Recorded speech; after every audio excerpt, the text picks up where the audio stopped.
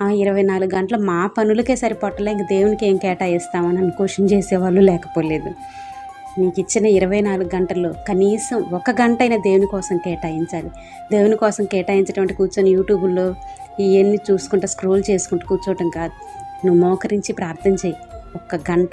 నీ కుటుంబ క్షేమం కోసం, నీ బిడ్డల క్షేమం కోసం, నీ బిడ్డల భవిష్యత్తు కోసం, నీ ఆత్మీయ జీవితం కోసం 1 గంట మోకరించి ప్రార్థన చేస్తే దేవుడు నీ జీవితకాలం అంతా నీ కుటుంబాన్ని, నీ వంశాన్ని ఆయన దీవిస్తాడు, ఆశీర్వదిస్తాడు, క్షేమాన్ని కలుగు చేస్తాడు.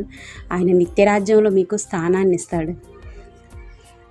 మన భవిష్యత్తుల కోసమే, మన కుటుంబ ఆశీర్వాదాల కోసమే 1 గంట ప్రార్థన చేసి మనం దేవుణ్ణి ఉద్ధరించట్లా, మనల్ని మనం కాపాడుకుంటున్నాము. ఈ లోక మాలిన్యం అంటకుండా ఈ లోకానికి వేరే జీవించడానికి, ఈ లోకంలో ఉన్నప్పటికీ దేవుని యొక్క ఆ కృప మనల్ని విడిచిపోకుండా, మనల్ని ఆవరించుకొని ఈ లోక మాలిన్యం అంటకుండా కాపాడుకుంటూ వెళ్ళటానికి 1 గంట దేవుని సన్నిధిలో ప్రార్థించటం మన విశ్వాస జీవితంలో మనం అలవర్చుకుంటే మనల్ని మించిన ధన్యులు, మనల్ని మించిన ఆశీర్వాదకరమైన వాళ్ళు ఉండకపోరిక.